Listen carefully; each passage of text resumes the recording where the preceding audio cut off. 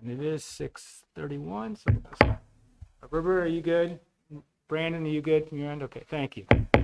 I want to call to order and welcome everyone to the West Lafayette Community School Corporation regular meeting Board of School Trustees. We have a presentation for those of you who may not know in the front end, so we will have some seats opening up for those that are still coming in. We have some folks in the hallway that don't have seats.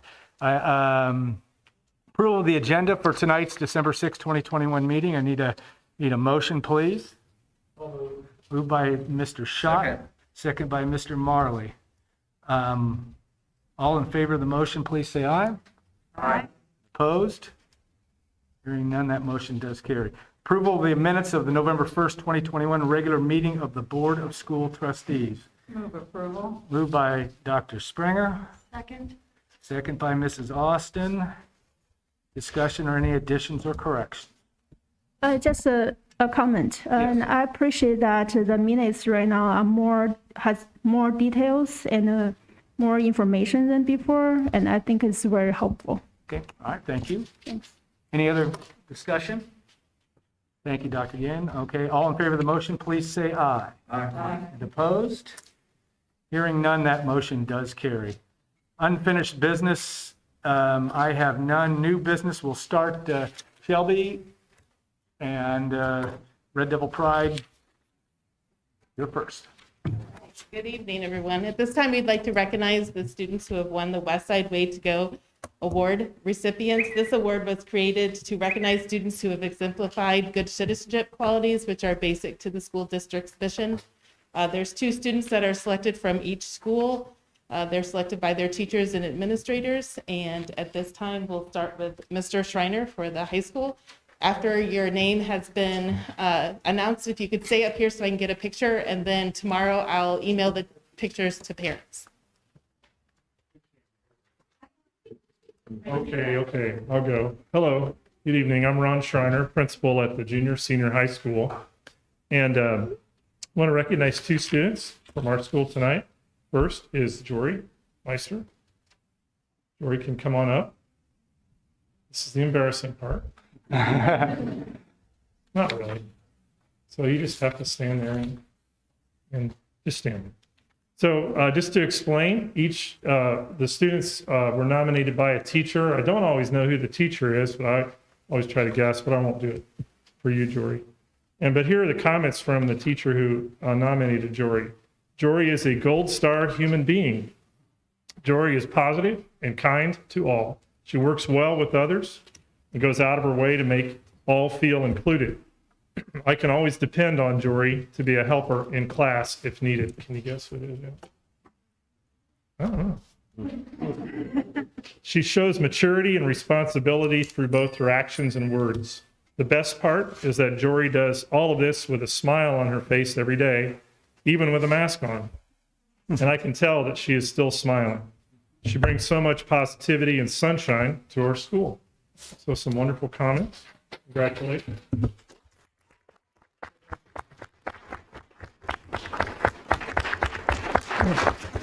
And our next honoree from the junior senior high school is Jackson Gustus, who's a senior.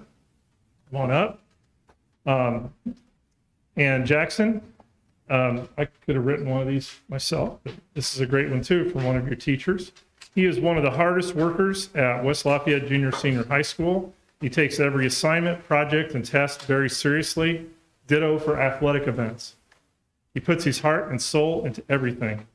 When challenged by academic material that is difficult or other obstacles, Jackson perseveres until he meets his goals. He is committed to treating every person he encounters with the highest level of respect.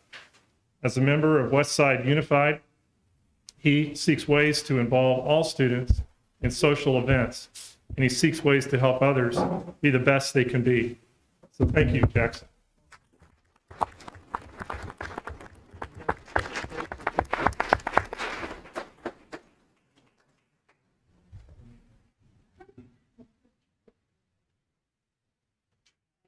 Thank you.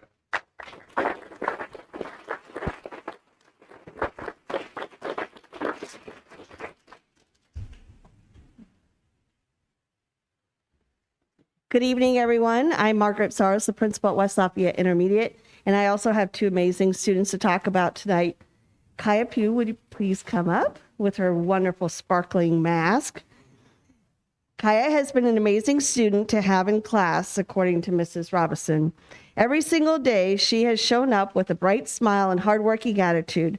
She has been intentional at befriending new students and has made her classroom into a welcoming place for others. Her teacher often catches her explaining directions to someone in need of help. She's always the first to jump up if someone drops something or spills. Literally every time Mrs. Robinson gives directions, she has her eyes on her and immediately begins to do as she's asked with a cheerful attitude. She gives her best effort even when things are difficult. She is a shining example of what West Lafayette students should be, and we're proud to have her at Willis.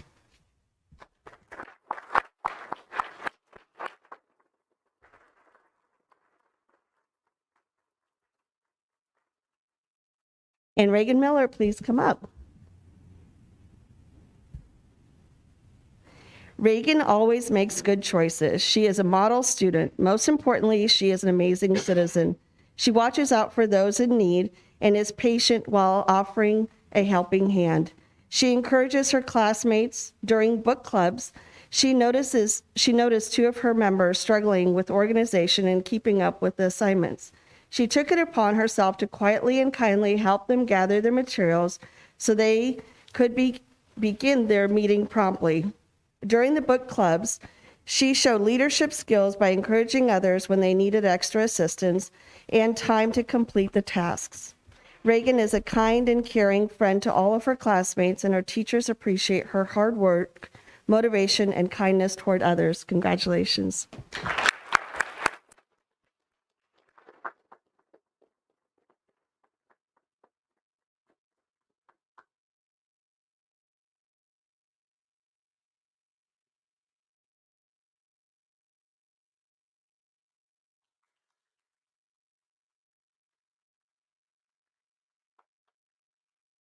Hello, I'm Amber Taggart. I'm the principal at the elementary school. Miss Olive, come on up here. We get to celebrate two students as well tonight. I'd like you to meet Olive. Olive is in Mrs. Dale's class in kindergarten. She is a kind and respectful student. She always helps clean up after a spilled crayon box or assists her classmates with anything they may need. She is a great role model for the class and for all of West Lafayette Elementary School. Let's celebrate Olive.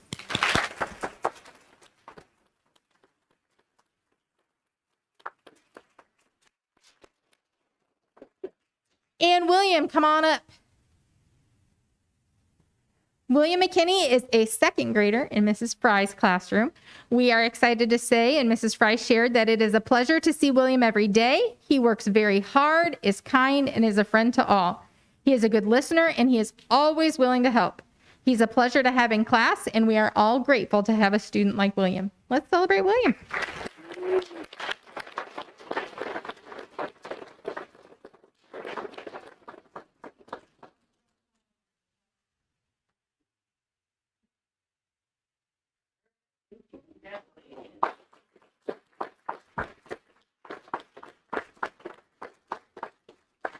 Thank you. For those of you that have been celebrated, you're welcome to stay, but if you want to go, by all means, this would be a good time to take off. So thank you.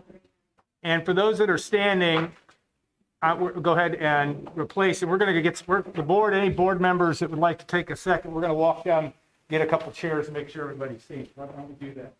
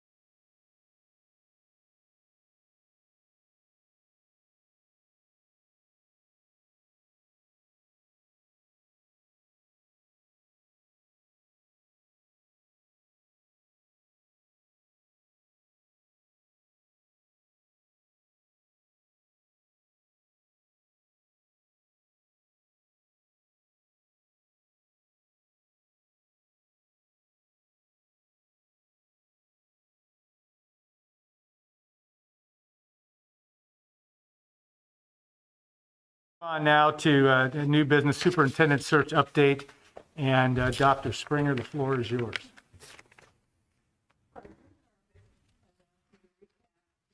And its search process. So I'm going to restate my monthly school board meeting reports.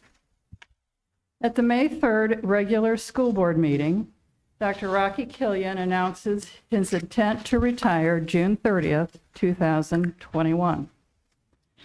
Throughout the rest of May, the board researches 4 superintendent search consulting firms and interviews 2. At the June 2nd regular school board meeting, the board appointed administrator assistants as the superintendent search consultant and appointed Ross Sloat as acting superintendent July 1 through 31st, 2021. Late June, the superintendent search tab is created on the West Lafayette Community School Corporation home webpage. All documents pertaining to the search, plus a timeline to be posted here. At the July 12th special board meeting, the board appointed retired Superintendent Mike Pettibone as interim superintendent effective July 20th, 2021.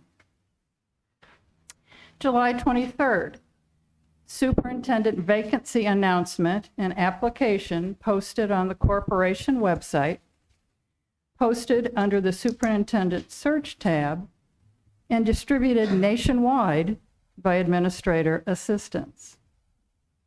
August 9th, superintendent qualities questionnaire posted on the corporation website and under the superintendent search tab. The board is seeking the community's input on desired qualities they want in the next superintendent. Notification of this online questionnaire was emailed to all teachers, staff, administrators, and parents, plus press releases to local media, plus postings on social media. August 23rd, 2 public forums held at the West Lafayette Intermediate School Cafe to receive verbal input on qualities desired in the next superintendent. The 5:30 p.m. forum was for school personnel, and the 6:00 p.m. forum was for parents, students, and community members. Late August, the American Association of School Administrators article entitled Superintendent Searches, Public or Confidential, posted under the Superintendent Search tab and referred to in succeeding monthly board meetings. 2 quotes from that article. Confidentiality is the item of highest priority to candidates who are highly successful and well regarded in their current positions. Next quote, most candidates who are highly successful in their current positions cannot aggressively seek a new post in a non-confidential search without damaging their capacity to lead and their status in their current roles. August 26th, the compiled Superintendent Qualities Questionnaire is posted under the Superintendent Search tab, along with the frequency distribution of respondents. 438 submissions were compiled into the top 12 qualities requested in the next superintendent. The frequency distribution of respondents show 305 respondents, or 69.6%, were parents of current West Lafayette Community School Corporation students. August 27th, application submissions closes. 17 applications received. In the next 2 weeks, first round interview questions were developed using question banks from administrator assistants in the Indiana School Board Association, plus questions directly pertaining to the superintendent quality questionnaire, plus questions suggested from all board members. September 13th through the 22nd, school board conducts first-round interviews with 7 candidates. Over the next 2 weeks, more complex and thought-provoking second-round interview questions developed, honing in on all aspects of a superintendent's job, the top 12 qualities the public wants in the next superintendent, current issues facing the West Lafayette Community School Corporation, and future issues facing the West Lafayette Community School Corporation. Questions came again from administrator assistants, the Indiana School Board Association, unused first-round interview questions, from additional questions submitted from all board members, plus second-round interview questions from the 2007 superintendent search. October 20th through November 4th, school board conducts second-round interviews with 4 candidates. November 15th, final 2 candidates continue to request confidentiality, but agree to third-round interviews with administrators. Let me repeat that. November 15th, final 2 candidates continue to request confidentiality, but agree to third-round interviews with administrators. November 18th, the school board reaches a consensus on a preferred potential candidate. Let me make clear, all 7 board members were fully present and fully participated in all board meetings throughout the superintendent search process. December 3rd, pursuant to Indiana law, the notice of public hearing on the proposed superintendent contract is published in the Journal and Courier and is posted on the corporation website. This notice includes a compensation and benefits summary. The full copy of the proposed contract is also posted on the corporation website. December 13, pursuant to Indiana law, the public hearing on the proposed superintendent contract will be held at 5:00 p.m. at the Happy Hollow building, right here. December 20th, pursuant to Indiana law, a special meeting of the Board of School Trustees will be held at 5:30 p.m. at the Happy Hollow building, again, here in this room, to do 2 things: to vote on the contract and then vote on the candidate. I would like to finish up with a few more comments about confidentiality. I repeatedly spoke of the importance of candidate confidentiality at monthly school board meetings and referred all to the AASA article on the confidentiality posted on the Superintendent Search tab. Of the 17 initial applicants, 9 were sitting superintendents who had asked for confidentiality throughout the entire search process. The board fully intends to honor that request. Honoring a confidentiality request is acting with integrity and is simply an honest and ethical business practice. Thank you, Dr. Springer. Tom Austin, you're here, also from Administrator Assistance. I don't know that you have anything to add to the process, but you obviously have been our consultant all along with the fact that this process dating all the way back.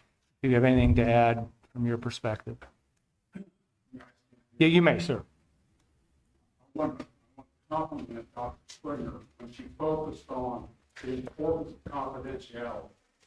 Because in all the searches that I've done, which is about 15, that has been a constant theme working with school boards across the state. So I commend this board for underscoring the importance of doing that.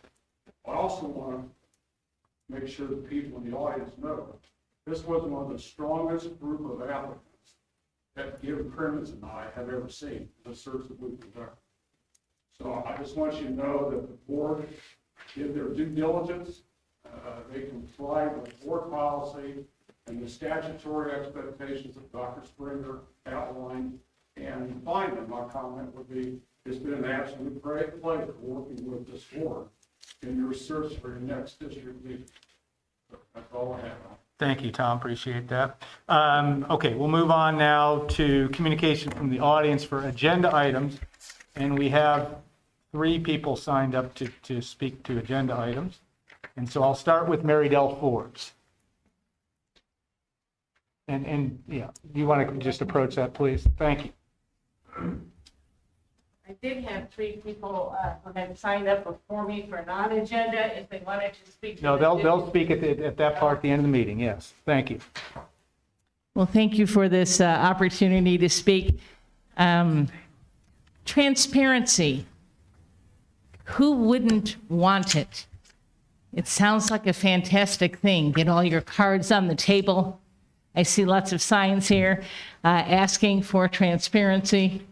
Make sure everybody knows what's going on so there's no speculation or no innuendos.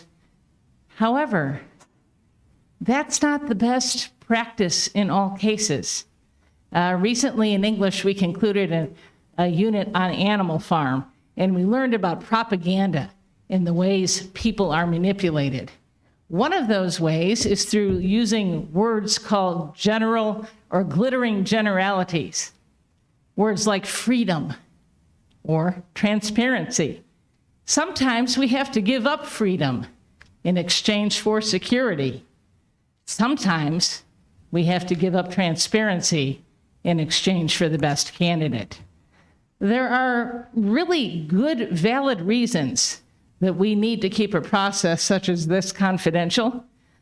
First of all, we'd have fewer applicants if we wanted to get the top applicants to apply. They want to ensure their job security. They don't want to have to go back to their school corporations and get flack from people who are wondering why they want to leave. Also, I like to joke that we'd have exactly 2 applicants, one fired superintendent and perhaps another administrator who just got credentials from Amazon.com University. We wouldn't have anybody potentially. So the other thing worth noting is that some people have wondered, well, why are you doing this in the middle of the school year?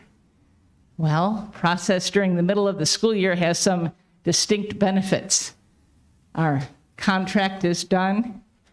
The candidates can get to know our school system without being super busy, and then the budget wouldn't be coming into play until the summer. So speaking of transparency, Dr. Springer went through the timeline. This board has been exceedingly transparent about the process. They've articulated the reasons that they are doing things. They've invited you, the public, to share what they're looking for. I found it interesting that at one of the public meetings, 3 or 4 people showed up? It makes me wonder about the vocal minority who would rather complain than contribute to the process. So just wanted to take this opportunity to thank the board, thank Dr. Springer, thank Board President Alan Karpick. We teachers appreciate the hundreds of hours of time you have spent and devoted to this process, for doing your due diligence. We trust, which is why we elected you, that you have made the best decision in the best interest of our community, and we look forward to your announcement. Thank you. Thank you.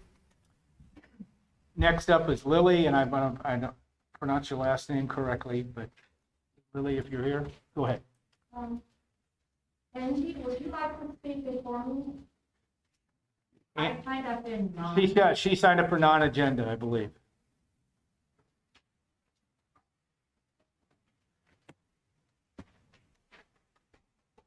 Good evening, everybody. My name is Lily Chia. I'm a parent with 2 children in the West Side schools. Now, first of all, I want to thank all the board members. I know you spent a lot of time with this search, interviews, reviewing applications. We do appreciate your time and effort. I would like to speak 2 points today. The first one is the confidentiality, which has been mentioned a lot of time today. Here I quote President Carbeck when he was interviewed. He said, many of our 17 total candidates are sitting superintendents. They didn't want their school board to know they were applying elsewhere. This is a common practice for superintendent selection processes. I'd like to say this might be true 20, 30 years ago, but culture has changed. I would like to use an example of Dr. Rocky Killian, who was the former superintendent of West Lafayette Community School, which the board and including President Carbeck speaks very high of. I'm going to use him as an example to show culture has changed. On April 26, 2015, Journal of Courier released a news that Superintendent Killian was a finalist to be the superintendent for Berkeley Country School District in South Carolina. President Carbeck confirmed he knew that Killian was going to interview for the position and had spoken with Killian before the news was released. Killian got a raise afterwards, which was completely reasonable. And this culture has changed. Many people use that as a practice for self-promotion. So in this case, the board knew former Superintendent Killian was interviewed. So the confidentiality, again, I want to emphasize culture has changed. My second point is about our process. Here again, I quote President Carbeck. He said when he was interviewed, I can't speak to what other processes like, but our process works well. Well, many Indiana school boards, like Indianapolis, Crown Point, Bloomington, those are excellent schools. They released final candidates' names in their superintendent search, meaning even live streamed the interview process. I understand we're going to have a public hearing next week, but that's the minimum requirement by Indiana law, right? Can we do better than that? Just have that public meeting next week to discuss the contract. Can we follow better approaches by many other excellent schools? Now look at our community. Our school ranks top in the state. We have highly educated parents who are devoted, who care so much about our school. Can we involve them more in the process to ensure we select the best candidate for this position? Can we do better? Can we pursue excellence in many areas, including the superintendent search, so that we can ask our students to pursue excellence academically? Thank you. Thanks.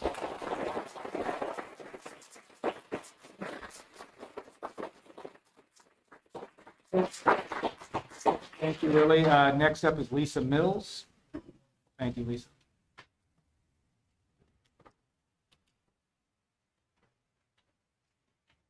Hi, everyone. I'm Lisa Mills, and I've been a resident in West Lafayette for 21 years. I have raised 2 children through the school system and then eventually was hired here, and I'm in my 18th year right now. So I love this community, as I think all of us in here do, because we care about what happens. We care about the schools that our children go to. We care about the futures that we provide for them and the opportunities that we give them. I wouldn't be here if I didn't believe in West Lafayette schools and if I didn't believe in this board. I have worked here, as I said, for 18 years. Over half that time, I have been on the discussion team. I sit with these people, or different and various members of them, once a month, and we talk about what's happening in our schools. The teachers bring their concerns. The board hears them, the administrators weigh in. It is an open discussion for us as members who care about this community. So I want to first say that I value these people and I value their professionalism. We elected them to manage our schools. We elected them and entrusted them because we value what they bring and what they're committed to. That they're as committed to our school system as all of we are.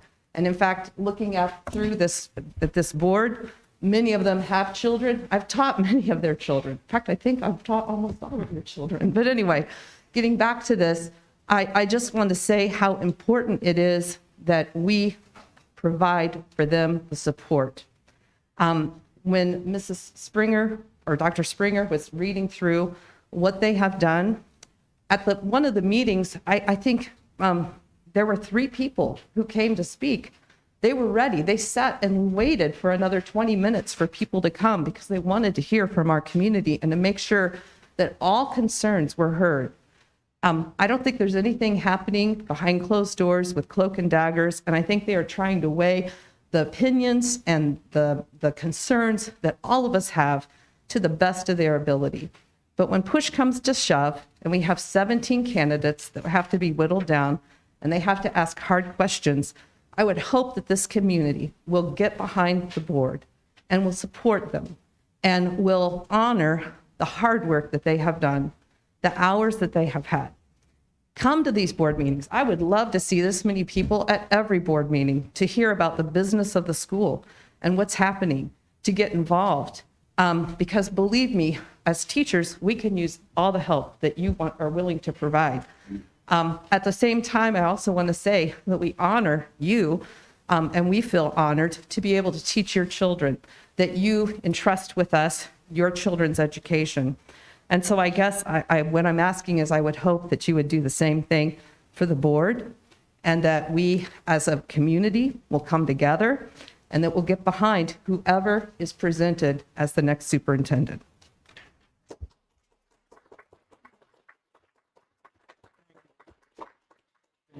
Okay, we'll move on to property insurance renewal, and Mr. Olhoff, your floor is yours.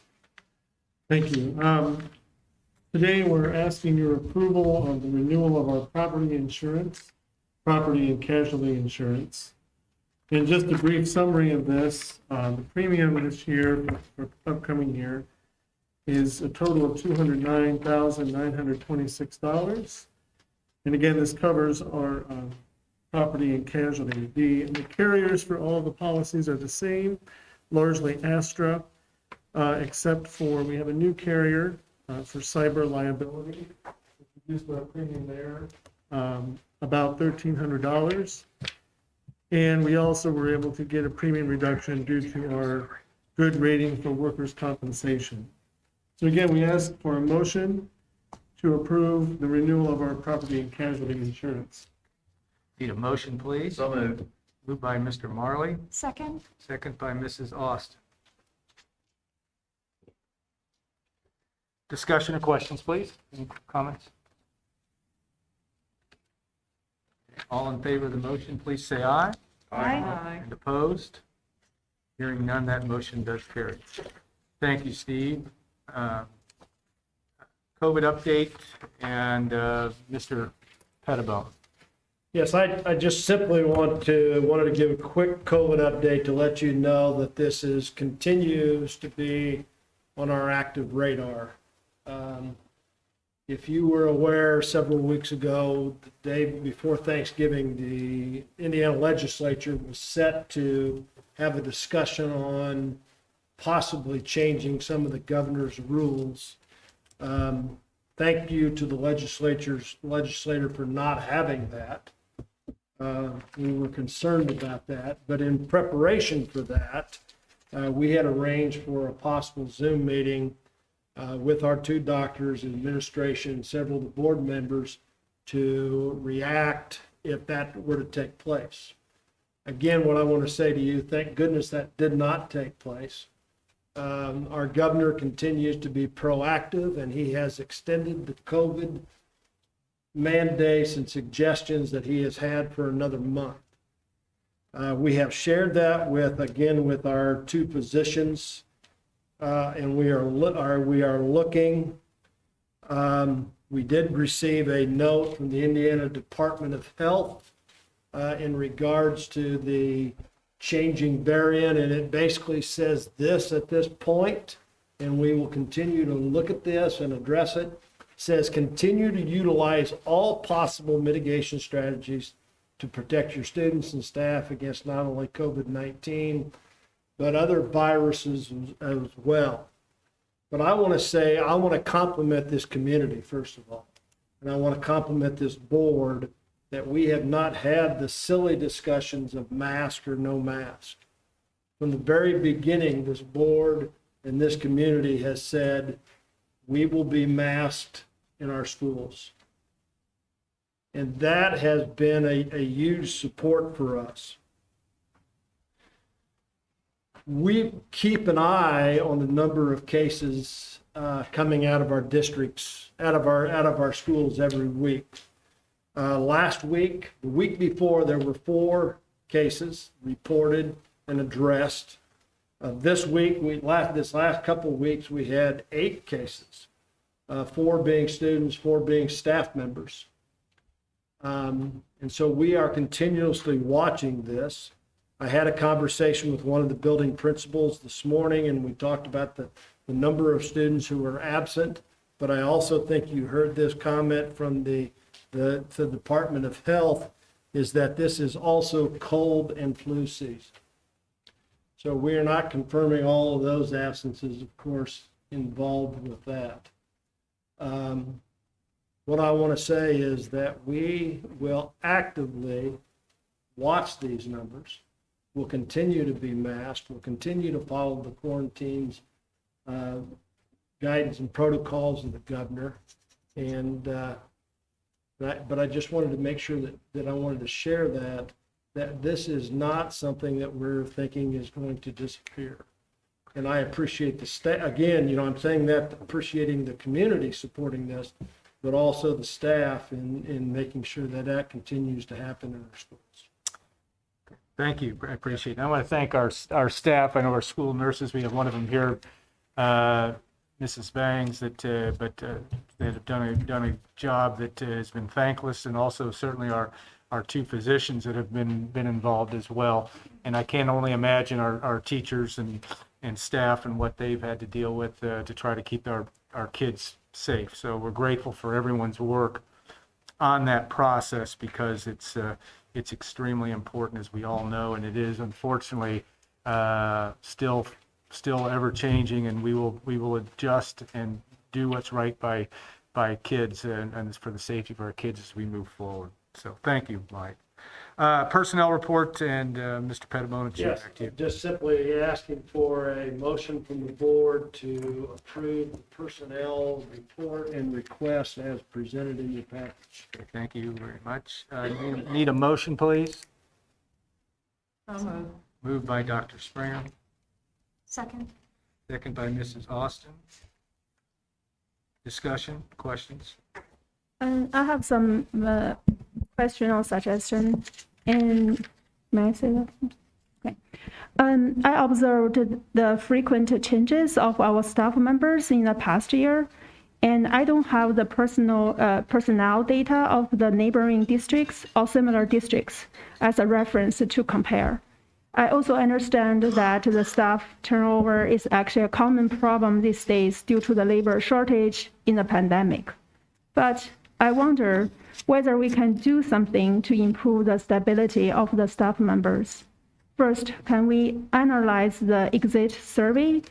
I understand there are some exit interview going on, but I'm not sure exactly who did the interview and so on, all those details. I think it would be helpful to figure out the reasons for their leavings, and like how many of the leaves actually are due to some family issues such as relocation or some other issues.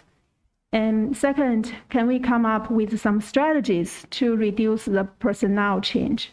For example, better compensation, increased sense of belongings, or providing more recognition of our hardworking staff members, especially those who are behind the scenes, such as those food service staff members. transportation staff members, and lunch supervisor, even the crossing guards who stand in the cold every morning to protect our kids. And many of them are really unsung heroes. And in my current institution, we recognize staff members who worked with our college for 5 years, 10 years, 15 years, and so on. Can we do something similar to recognize our hardworking staff members in the future? Just a suggestion. I appreciate your comments. This is just a personnel report, but I think that those are all things that we are working on and trying to address, but I appreciate your comments, Dr. Yin. All in favor of the motion, please say aye. And opposed? Hearing none, this motion does carry. Accounts payable and to Mr. Olhoff. We ask your approval for the accounts payable this month in the amount of $3,603,630.29, including payroll of $1,061,781.79, payroll deductions $482,440.53, other claims of $1,173,238.02, WEVEC claims $61,900.15, and construction projects $824,269.80. Among the claims this month include a $47,000 payment to Trinity Financial Services, which is a lease of computer equipment over the next 4 years. It's an annual payment. Many of the claims are standard for this month. That's the main one that would be different. We ask your approval for the claim. Okay, approval to pay our bills. I need a motion, please. I'll move. Second. Moved by Mr. Schott, second by Mr. Marley. Okay, discussion or questions, please? Questions? All in favor of the motion to pay our bills for accounts payable, please say aye. Aye. Opposed? Hearing nothing, Roberta, that motion does carry. All right, board and superintendent reports. I'll go around the horn for any committee meetings. And Dr. Yin, I'll start with you if that's okay. Do you have anything to report from any meetings you've been to in the last month? Just I attended the award recognition of the Public School Foundation and meeting. Public School Foundation? Yeah, Okay, gotcha. right. And the 8 TS teachers got awards this semester. Okay. Mr. Schott? For West Lafayette Schools Foundation, good news just from last week. They received $5,000 as part of Giving Tuesday. That money will go for student scholarships, teacher grants, the backpack program. Speaking of teacher grants, they awarded 6 grants across all 3 schools for this fall semester, totaling a little over $4,000. Alumni Wall of Pride, the class of 2023 has been selected, will be announced in the spring. The current existing display of plaques, each of those plaques will be moved in more close proximity to where the honoree area of expertise lies, and they will replace the current space inside the main doors there on Grand Street with an interactive touchscreen display that'll be created. And then the early returns on the March 26, 2022 Scarlet and Gray Gala is very positive, both from a fundraising and also interest for a turnout standpoint. So a lot of good things going on with the foundation. Thank you. What? Policy committee is just starting to take a look at the fall updates, spring and fall updates. And so we haven't gotten into the meat of it yet, but we are starting to get that organized. Anything else? Okay, Dr. Springer. So from the park board, the Riverside Skating Center was able to open for the season the day after Thanksgiving. It will be open weather permitting. Check the Parks and Rec website for hours and pricing. The holiday farmers market was held the day before Thanksgiving at the Wellness Center. More than 30 vendors participated. This Wednesday, December 8th, from 5 to 7, there's going to be an open house at the Wellness Center. This is a second community forum. It'll be an open house format, as I said, on the master plan process. So in the first community forum, and there was a community survey, focus groups, different goals have been developed from the input, and now the community, or the public community, will be given an opportunity to give their input on these goals. The GLASS Governing Board meeting was held on Tuesday, November 16. GLASS has applied for 2 grants for the American Rescue Plan funding dollars. The preschool grant has already been approved for $103,000. The $1.3 million school age grant has not been approved yet, but likely will be. And the focus of both grants is learning loss, socio-emotional learning, behavioral remediation. And September 30th, 2023 is the deadline for spending these funds. Rachel alluded to the policy committee. Most of the policy updates contain minor revisions simply to reflect new state law. And the committee is hoping to bring some of those revised policies to the full board in, we hope, February. Okay, thank you, Dr. Springer. My updates are a couple things. One, Dr. Springer historically has gathered names of for our next month's organizational meeting for board officers. Should you be interested, or have, I guess you want them to just to provide you? I'll send an email. Send an email out, just asking for who'd be interested in serving in those roles, and she's done that. And we'll deal with that in the next month's meeting. Also, I did have just at the basis initial tours of our athletic facilities, and some of with Mr. Schreiner and with Joel Strode, some other board members have been involved with those as well, beginning to look at that as a need for our, and this is at the high school for the district in terms of improving those areas. And that process has just begun. We just had an initial tour. Mr. Marley, you're next. Leading with negotiations, I just want to say how smooth the process was and how much we enjoyed working with the WLEA to come to an agreement that, in my estimation, is probably one of the best increases we've had in my memory serving on our board, which is a good thing. It's needed and well deserved.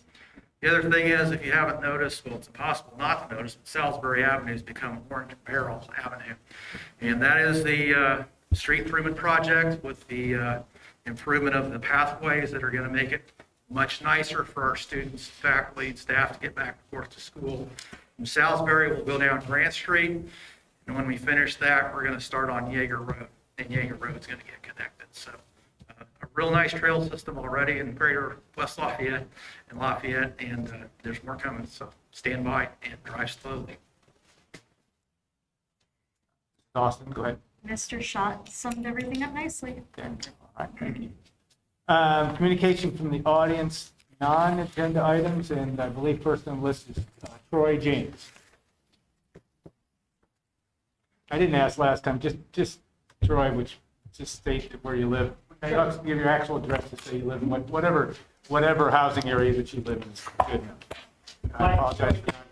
I'm sorry. Go ahead. Sorry. My name's Troy James. I live on Virginia Road. Perfect. In West Lafayette. I'd like to thank Mr. Pettibone for his update on COVID. I think that the schools have done a great job in dealing with COVID, and I'm very appreciative of the way things have gone there. That doesn't mean, however, that there are not areas where we could do better. Parents and other constituents want their voices to be heard by the school board and the administration. In the recent Virginia governor's race, candidate Terry McAuliffe said that parents shouldn't be telling schools what to do. Mr. McAuliffe lost the election, with some attributing the loss to his statement that echoes sentiments that we feel come quite often from the school administration and board. Like parents in Virginia, we believe that our voices should be heard by the school board and the administration. We hope the new superintendent will be open to community involvement that extends beyond our wallets. However, as I said, there are things that we could change. For example, we need a change in the school corporation's legal representation. WLCSC pays too much in legal expenses and is not served well by the legal advice being received. Over the last 12 months, WLCSC paid Bob Riley's law firm over $300,000 in legal fees. We spend far more on legal expenses than corporations identified as peers. For example, Carmel Clay Schools paid just over $200,000 in calendar 2020.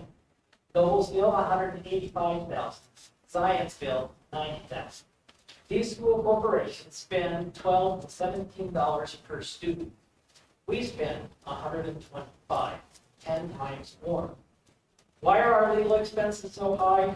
For one, the hourly rate paid to Mr. Riley's firm may be higher than other school corporations pay. For another, the administration and board may be using legal representation more aggressively than other school corporations. As to hourly rates, Mr. Riley was paid $290 per hour and $500 for attending this meeting each month. Is that higher or lower than other school corporations? I don't know, but I suspect you don't either. Maybe we should find out.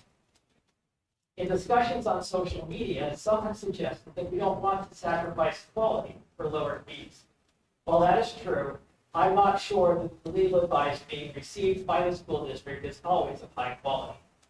Mr. Riley seems to be one of the driving forces in keeping information from the community.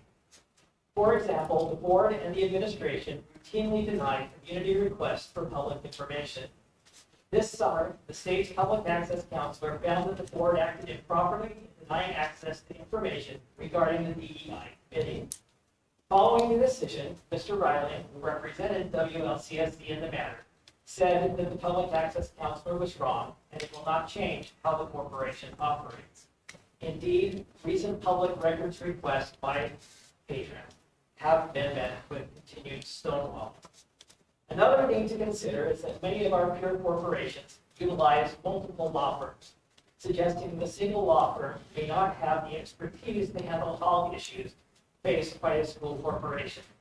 For these reasons, I encourage the board and the administration, prior to the renewal of the legal contract at the next board meeting, to consider legal representation that better meets the needs of the school corporation and the community. Finally, I often hear a radio ad that states that public school teachers use an average of $500 of their own money to buy school supplies. If we were to lower our legal expenses by just $80,000, we could make sure that our teachers don't have to do that, and the school district would be no worse off financially. Thank you.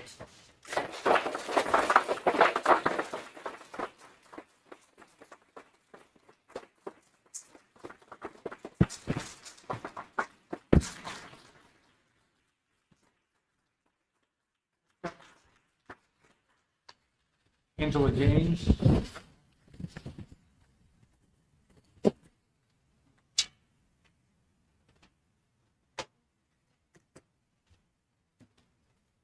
My name is Angie James, and I also live on Virginia Road. I'm a parent of a freshman and two graduates of West Lafayette. I want to thank you all for being here tonight. I love our community. I love the response that you are showing here in your concern and care for the matters that affect our school. I also want to thank Lee for her thoughtful comments and Bill's comments. In the June board meeting, we were assured by Mr. Whitmore and Ms. Davis that the superintendent search would be transparent. And I quote, "It will be a transparent process. There will be no hidden agenda. It will be the board's responsibility to decide how they want to get the input from the community. I'm assuming to work out a forum or whatever the board wants to get input from the public and from the teachers. You will get the opportunity to put your 2 cents in," he told us. Please be assured it will be transparent. You will know what's going on. You'll have input. In fact, however, the board opted to reject the vision presented by their own search firm and instead posted an article in favor of confidentiality and secrecy. The superintendent search tab on the website, our only official source of information, lay dormant for months from September until just recently. They conducted a survey which garnered a great response, but no effort was made to indicate they did anything other than disregard it. Tonight is the first I've heard that 12 qualities were identified. I would love to know what those qualities are. Board claims that confidentiality is essential in attracting qualified candidates. Did they gather data to support that claim? As we mentioned, Dr. Killian participated in a public superintendent search in South Carolina a few years ago, which resulted in a raise from his current school board. And interim superintendent Pettibone has participated in at least one public search as well. Board President Carpenter told the Journal and Courier this week, no city superintendent in their right mind would choose transparency out of concern for how that knowledge would affect current employment. But I contend being considered a finalist in a top school district is an honor, and could in fact result, as it did for Dr. Killian, in an increase in pay or at least respect. For example, prior to the leaking of Dr. Alicia Clevenger's position as finalist, I was unaware of her accomplishments. Now I recognize her as a stellar leader in our community. I have read multiple descriptions celebrating her accomplishments, including working with diverse types of students with special needs to high ability, as well as her willingness to collect input from others to inform her decisions. I imagine such a highly qualified administrator is more likely to face congratulations at the office than the bleak professional picture painted by the oft-cited article on the website. In the end, I contend that the best candidate is hired when a community is engaged and informs the vote of its representative school board members. It's a shame to squander that opportunity.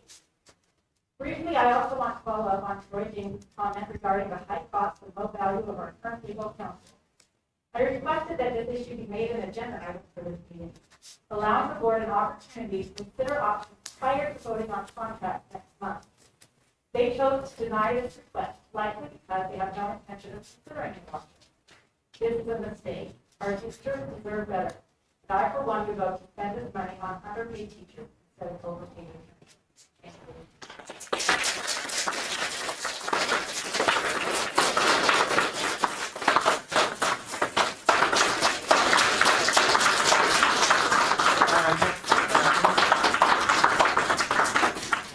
Aaron Moonwalker.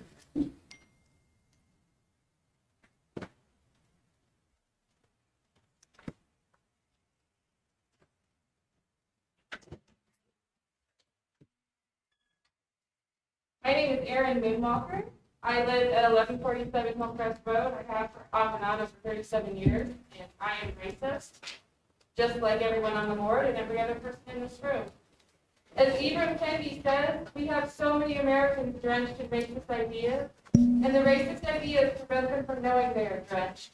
Prevent them from knowing racist power is raining racist ideas on their heads. Like a dog pulling burrs from its fur, I will always have to be focused and persistent about plucking the racist views and ideas from my opinions and beliefs. I have to look for them. It is time for you to do the same, as the board has been warned that there is rampant racism in this district, and good intentions got us to this place. Mr. Carpenter, I appreciate that you are not a perfect human. Please take my words as coming from a fellow imperfect human. As our first person of color in decades took her seat on the board, I watched as you and Killian didn't even look at her when she spoke. I watched as you mispronounced her name when you did use it. And today, data has been collected that visually demonstrates how she has been treated compared to her white peers. Am I to believe it is the express preference of all other board members that you address them as Mr., Mrs., or Doctor? In the last meeting, Rachel Witt, one of my fellow white women, interrupted Dr. Yin and accused her of not trusting Mr. Olhoff when Dr. Yin was simply requesting a document that would help her do her job. Instead of correcting Rachel, you went along with this behavior. When another community member of color emailed a records request to clear up this confusion, he wound up having to consult with the public access counselor. Instead of someone apologizing for the oversight, releasing the records, or taking any ownership whatsoever, we had a district representative trying to block his request for public records at every turn. Then we had another board member, one of my fellow white mothers, taking to Facebook to tell us Facebook wasn't the place for important discussions. Did you really expect people of color to feel safe discussing these issues with you one-on-one when racism appears to be on full display? Why don't you know, as white people, how to create safe spaces for vulnerable populations? What did your DEI director have to say about these behaviors? And the other staff members you appointed to the DEI committee, did they reach out to you? You appointed a DEI director who was a school employee, who made you feel comfortable, who certainly didn't stand in these meetings and challenge you to treat Dr. Ginn with more humility and sensitivity, as I thought a DEI director would. Please consider reconvening an inclusive DEI committee, but this time, don't just invite the people who say yes to you, invite the people who make you feel uncomfortable too. I'd like to thank our strong and proud Chinese American community for not giving up on us when we didn't protect them, and for investing their hearts and thoughts into this district. They didn't deserve to be lectured by two very privileged members in their public comments. I promise that if we can't do better, we will go in better. And I call on Rachel and Alan to publicly apologize to Dr. Gibb. Thank you.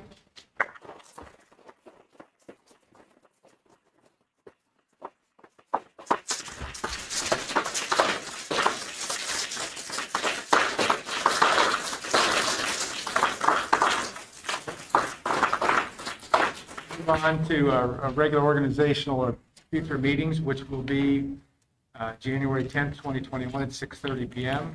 In addition to the two meetings that we discussed previously with respect to the hearing with the next, with the contract hearing on December 13th and on December 20th as well. Need a motion for adjournment, please. May I say something? Yes. And so I appreciate Dr. Spinger's detailed summary of the search process. I agree that all the board members attended all the search meetings up to November the 18th. However, I would like to clarify that I was not aware of the steps to be taken after the last discussion. In particular, the rejection of one of the finalists, the offer to the other finalist, and the contract. Actually, when the contract was posted online for the public, it was the first time that I saw it myself. I wish all the board members were informed before those actions were taken.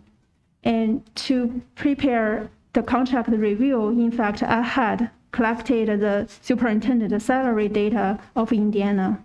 But when I heard about the contract was already extended to the candidate. So when I asked about it, I was told that only the board officers were involved in the process. So if I knew earlier, I would ask to participate in this contract development process as well, as I'm very concerned about our district financial situation. I understand that the officer actually are involved in this process, but I really wish there will be some clarity and transparency and provided beforehand. Dr. Yin, I appreciate your comments. We've already discussed this topic with you, and you were in that meeting for the entire time. And there are 6 other board members here that, for whatever reason, feel differently. So I don't know what else to tell you on that. As we stated before, Mr. Austin, you can attest to the fact that, again, all 7 board members were there when this was clearly spelled out. So again, I appreciate your comments. Again, I'd like to take another motion for adjournment. No, I'd like to say something, please, in response to Dr. Yin. Over the weekend, I sent an email to all board members outlining the superintendent contract process that was discussed at the November 18th board meeting. And I compared it to the teacher contract, a process that we had just been through. With the teacher contract, it's the WLEA team, and then the board team, Ross Sloat, Steve Olhalt, 2 school board member representatives. The rest of the board didn't see the contract until after the teachers had ratified it.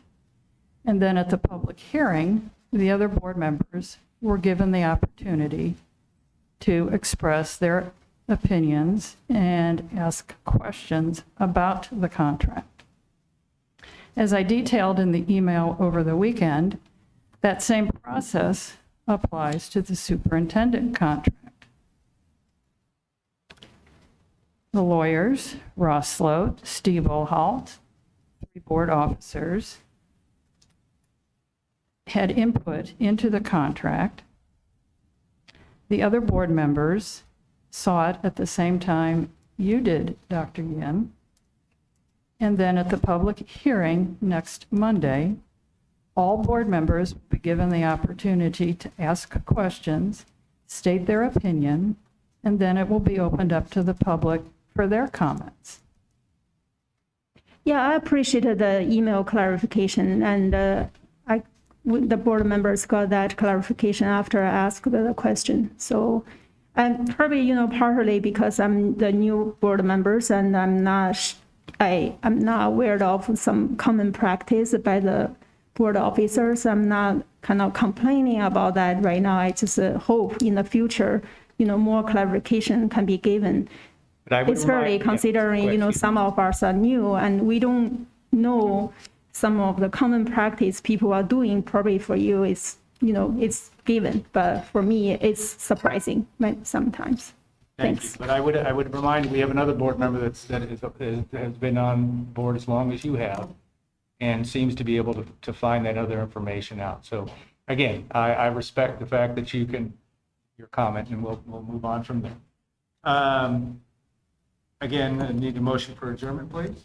So moved. Moved by Mrs. Austin. Second. Second by Mr. Marley. All in favor of the motion, please say aye. Aye. Please say opposed. Hearing none, that motion does carry. This meeting is adjourned. Thank you all for attending.